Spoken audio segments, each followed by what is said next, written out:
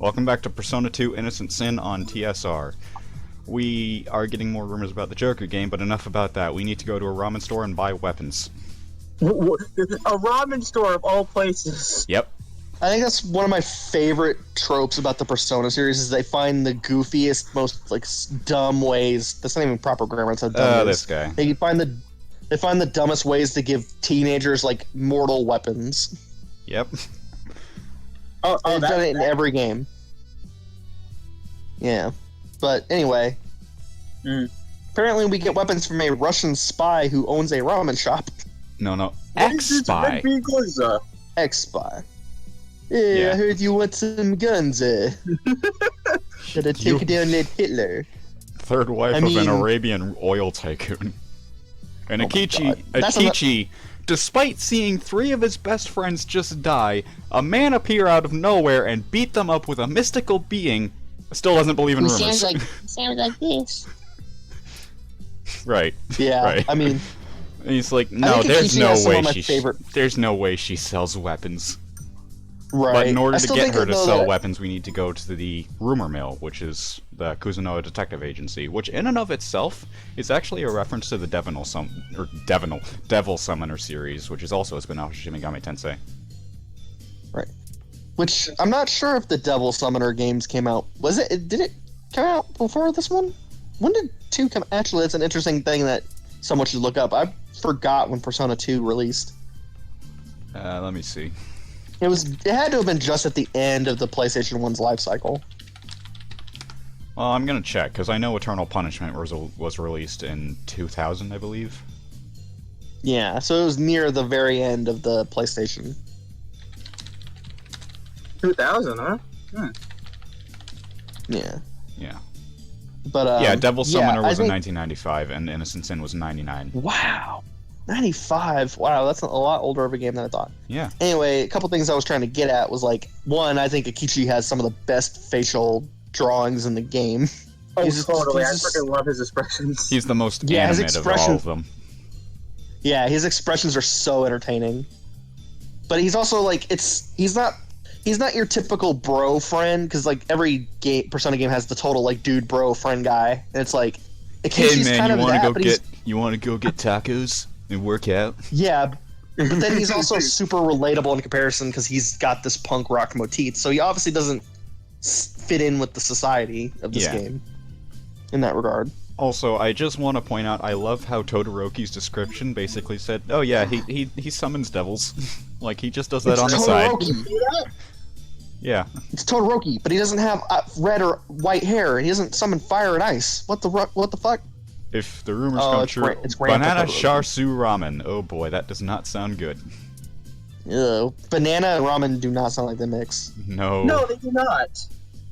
No, and someone's got to eat it in order to get the weapons. Who's it gonna be? Let's get some straws. Whoever gets the short end has to eat it. Which is actually what happens. Just breaks in half. Like, oh fuck. Oh no, I have to do it. And Akechi lost, so he has to eat it. Yeah. Banana Char Siu Ramen. That is very fair. Yeah. Oh no, the screen shook. That means we got it right. I wish that was a case of real life where it's like if my fucking head starts shaking, he's like, I got an answer right. Like, whoa. Okay, I guess I got that quiz question right. A+ for me. Akechi, you get a guitar. Everyone else, real weapons. Akechi, you get a guitar case with a gun inside of it. Oh. Well, okay. Yeah, it's like, no, he walks up to the enemies and he's like, he walks up to the enemies and he's like, oh, he's got a guitar case. He just opens it and pulls out like an AK-47. Like, oh, shit. No. I mean, the guitar case itself is actually a gun, though. No, imagine like he goes up to some enemies, right? He goes up to enemies and he just freaking says, I ate ramen with banana in it, and they just freaking run away because they're so scared. No, they just give him Taro and get out of there. Yeah. Because that's one of the mechanics. Yeah, because that's one of the mechanics of Persona 2. Basically, you can negotiate. Well, we'll see this later on. They just throw you some money. They just throw you some money, and they're just like, "I'm sorry about that. Here you go. You can have your money back." Right. I mean, that would be cool if they did that, but I'm basically going around right now and looking at all the stores and what I can buy, see if anything's worth it. At the end of the day, I don't think I buy anything. You can buy a Bomb of Life this early in the game, and like the other Persona games, you can't do that. And a bead. You can get a revival bead too, which is like, wow, they really. But this game can get pretty. From what I've seen, it can get pretty challenging. So it's not unfounded that they can give you. So wait, I mean, Legon can break it, but Legon's also played it like 20 times. It's not going to be indicative of a person's first run. Not 20. To be fair, but still. No, yeah, just 19. Don't worry about it. I was just one off. Don't worry. Yeah. I'm still going to look at the other stores, specifically this one, because none of the characters have any headgear of any kind. Also, another bit of weird trivia, this woman's trans. Oh? Yeah. I can totally see it, honestly. How? I can barely see the mod. I feel like if we never told you that, you would never have known. Yeah. It's mostly with the dialogue. It's like you talk to this weird woman, and she's like, everyone talked about me being a hunk, but now I'm not. Want me to prove it? Let me pull out my prize from under my skirt. Oh my god. Yeah, it's like, listen, like, as much shit as people are giving Atlas for Catherine Full Body, they did some progressive things back in the day, but they also didn't do it so subtly. Yeah. But most of what I'm doing here is you just want me to armor. whip out my penis, man? I don't have no more. I have a vagina. It's like, okay, I can tell by the voice that you're trans. You don't have to pull out your genitals. This is, bro, what are you talking about? It's like, please stop talking to me. Yeah. Just please leave me alone. And if you couldn't tell already, the reason I'm gearing up right now is because, one, the store's right there, and I might as well, and two, the first dungeon is coming up. What other reason do you need? Like, immediately, like, when we go right back to the place where we were before, not the prison, Seven Sisters, we immediately enter the first dungeon. Also, shout out to how this guy has the History Channel symbol on his fucking helmet. When I see him again, I'm gonna try to look for that. Oh my god. Yeah, look at the top of his helmet. Like, this dude has got a story, and I'm fascinated to know what his background is, but we'll never find out, so unfortunately. I used to work for History Channel. It's like, why are you wearing a war helmet then? I've seen some shit, man. Those gorillas don't fuck around.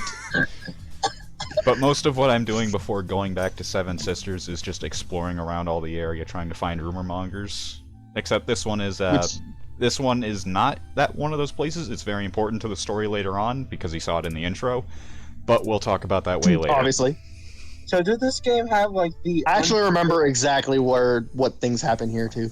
But yeah. Anyway. So does this game have the unfair thing where it's like if the MC dies and everyone dies? Nope. Oh, nope. I love it. Thank God. I love that it, sucks in modern Persona. It's kind of tragic that they were. Well, yeah, it's kind of. Look, it's kind of tragic that Shadow Man. It's kind of tragic that the series has regressed in that regard, where it's like, yeah, you had the exact right idea in the beginning, and you dropped it for some reason. But I don't understand why people think it's a good idea with RPGs. It just doesn't make any sense. Like, honestly, like even Final Fantasy still gets it right, and it's like, because I'm pretty sure, like, if Cloud dies, the entire if Cloud dies, you still have the other party members to use. Yeah, it's like it's not like they don't have the Phoenix Downs on them or the revival beads. It's like they can just pick it up from your pocket. Also, there's the trans girl. Oh yeah, that little girl there, unfortunately, shares the same name as the toilet demon that we're gonna meet in the third part.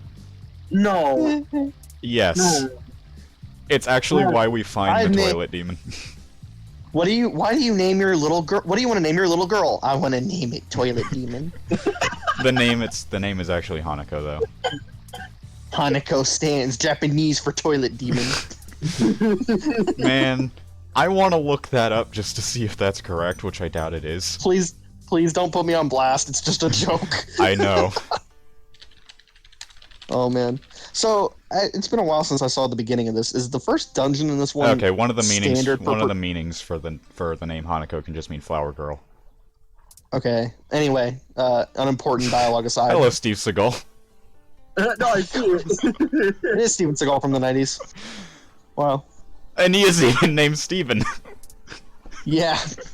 Persona was in the early days was not as subtle from its inspirations as one may think. Like Persona now still has a subtlety problem, but back then, I don't know, they were more subtle in their plot details, but like in terms of characters and in jokes terms of and all jokes, that stuff, it was not subtle, and everything else it was. Yeah, but then everything else sort of stopped becoming as subtle as Persona went on. Her anyway, dad, the question I was trying to ask... But, okay, just a little thing. Lisa's dad is Steven Seagal. She lives in Japan. She speaks Cantonese, and she's a white girl.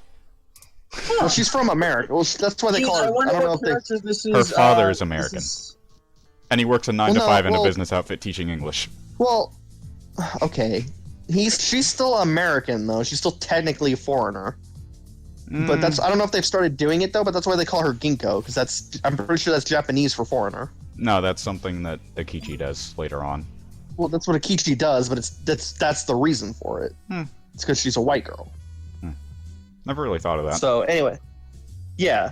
And that's why he does it, because it's like, she's still technically not a Japanese kid in Japan. She's just born and raised there, but she still has American background.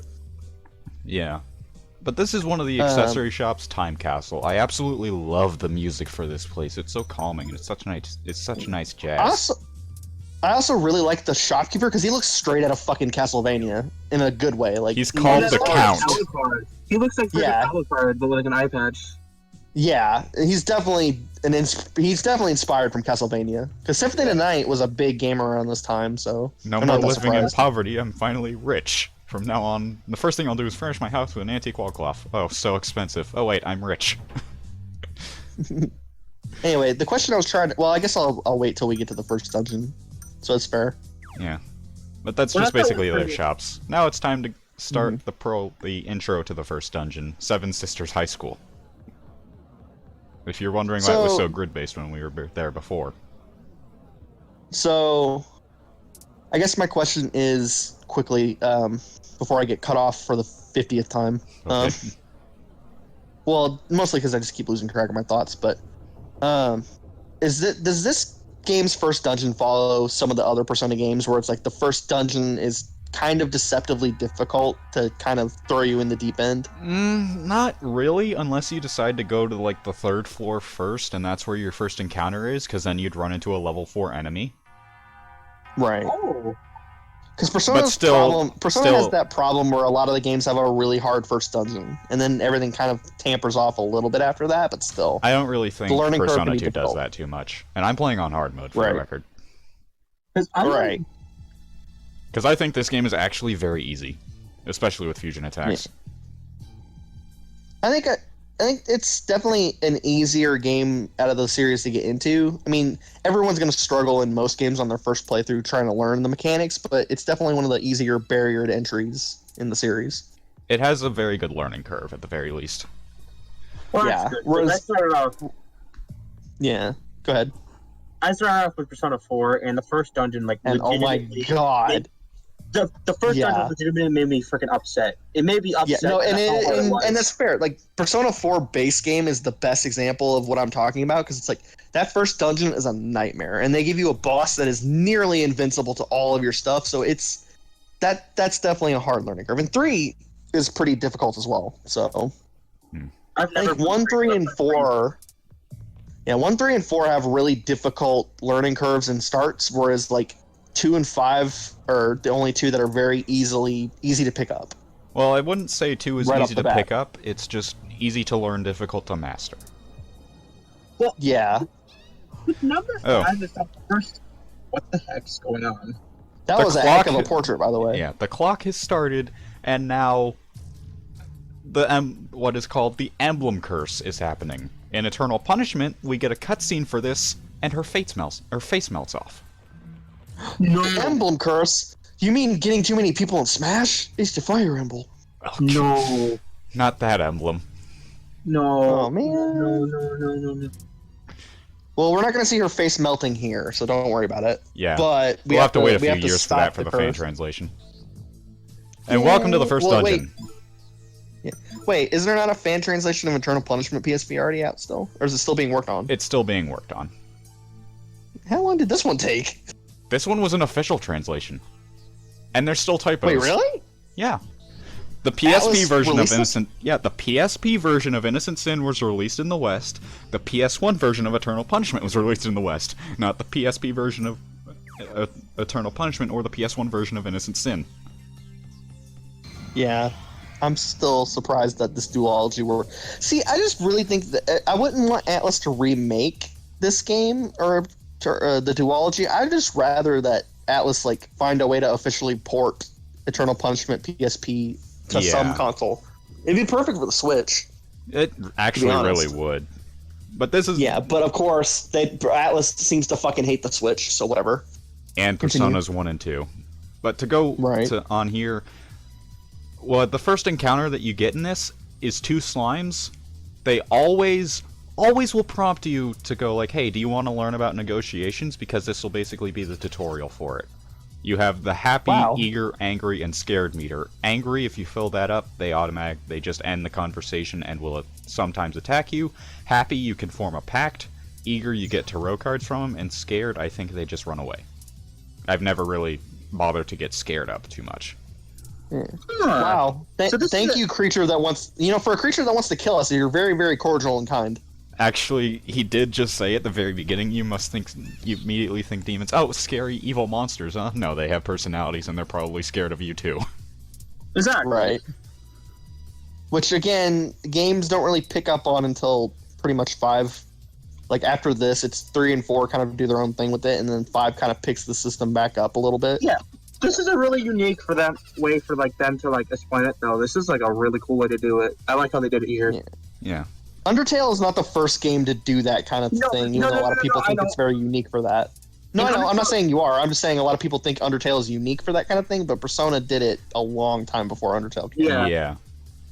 And, here's the thing. Undertale doesn't do something like this, where, the first encounter is hey, here you go. The enemy Undertale you have to figure it out on your own. The enemy doesn't actually say what you have to do. That's more for meta commentary than anything else on Undertale's part, but...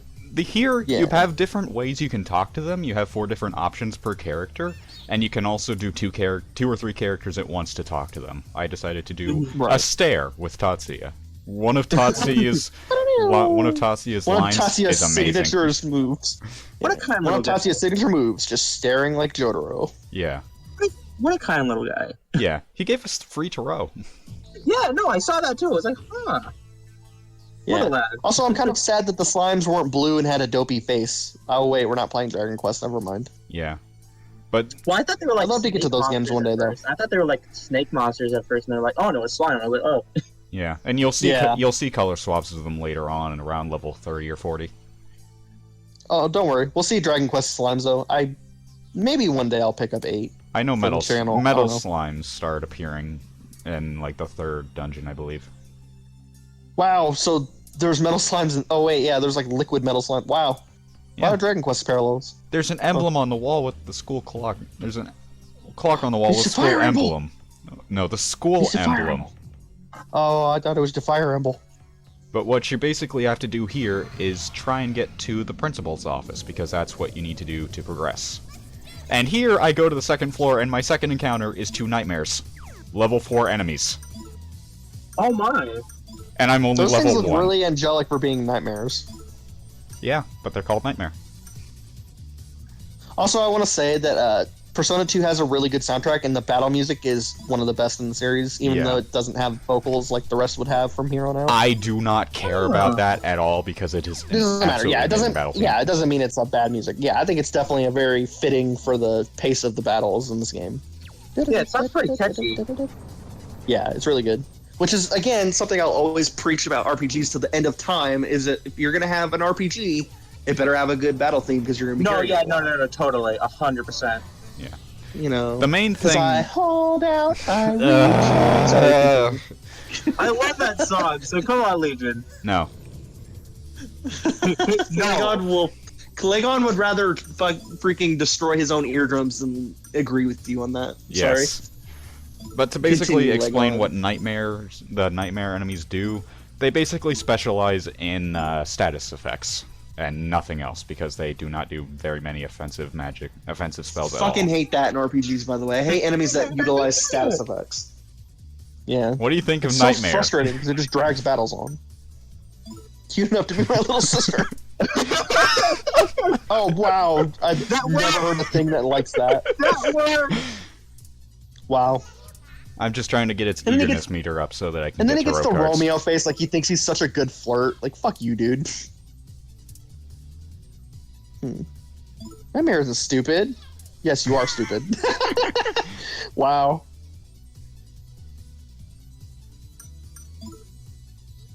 And I made it angry. Oh well. Oh, congrats. What did you think you were gonna do? Why'd you say, Honestly, why'd you say that? I'm pretty sure what happened is that I accidentally double-clicked it, because I did mean to do the ellipses. Oh no. Ah well. There's infinite more of them.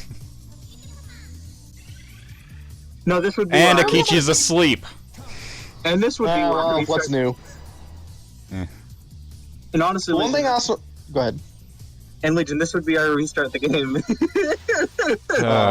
Right. Man, because you do the pacifist run.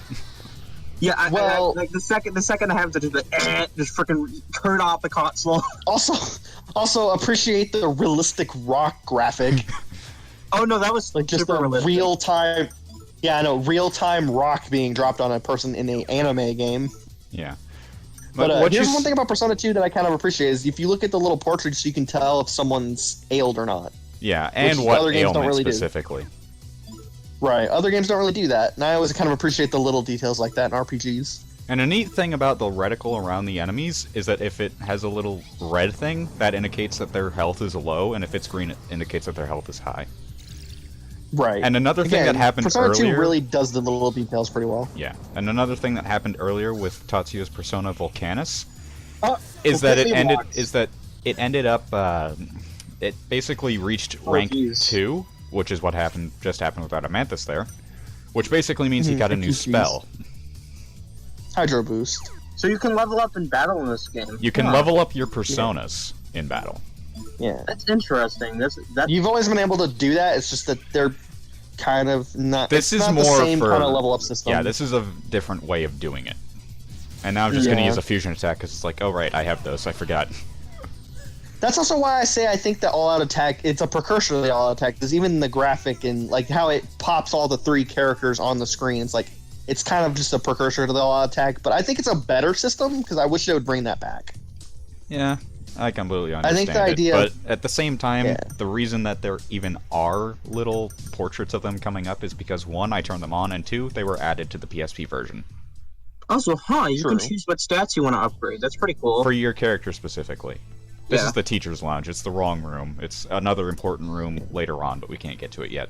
I wonder why. Another RPG mechanic that I like that they kind of dropped was what Legon and Charmy were talking about, where it's like you can upgrade your character stats and customize it to your playstyle, which, again, I really kind of miss that. Even though I like the convenience of the modern Persona games, I think the micromanaging is what I miss.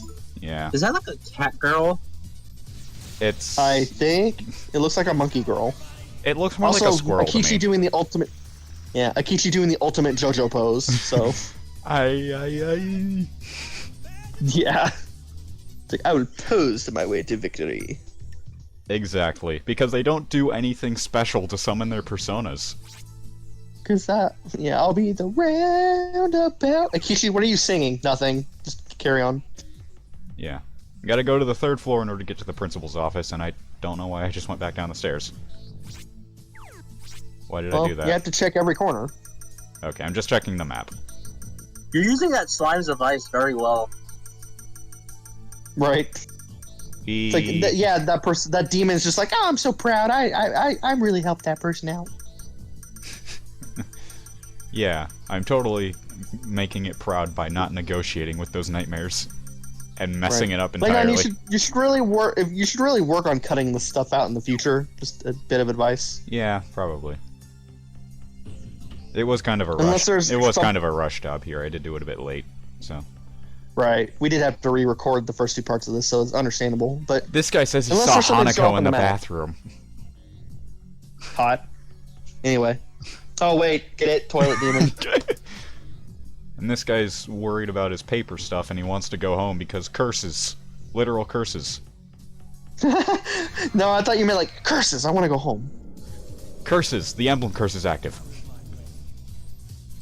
The Fire Emblem curse. What I'm I was about to say, if you hurt one of his brethren, then that's going way too far. I'm going to death stare it. And it says seductive gaze. What do you want from me? Wait, I want a card. Wait, what did he grab, and what is he thinking about? This is very uncomforting. You're a pussy. Let me stare at you again. I think he said you're. I think he said you're pretty. No, you said you're pushy. He said pushy. You said you're pushy. Oh, I thought it sounded like you said you're pussy. Like, whoa, Charmy, what the hell? Is the world ending? Exactly. You're pussy. Squish. What is he squishing? What is this? I'm uncomfortable. I'd never say that. Fair. Look into my Yay, eyes. tower cards. Aww. And the battle immediately ends. What a nice little That doesn't happen all the time, though, as you'll probably see later on, or probably in this next battle right here. As soon as it happens. Yeah, the battle doesn't immediately end if you end it with a negotiation. Well, aren't some of the encounters like it's probably ending them now because they're just easy encounters anyway. Yeah, I love. You also. I love the interaction here. Like, this is one of my favorites. Tatsuya, out of nowhere, suddenly can do impressions of real-life objects. Of a fighter jet. I know. That's still, like, I remember it from the other LP I watched of it, and it's like, that's fucking hilarious. Like, what? I love that came from his mouth. Construction equipment. Okay, this one's my favorite. Close your eyes. Oh my god! How did you know that? Listen, Charmy, rumors are very strong. Well, no, actually, no. The motorcycle one makes sense because he drives a motorcycle. Yeah, he knows how to imitate them perfectly. So did he record it? He knows how to somehow record it, like somehow, and then play it. And he knows how to blow them up. Anyway, that's pretty much the end of the part. I'll ask my question in the next part. Yeah, we'll see you next time when we find out where he hides the microphone that he uses for those impressions.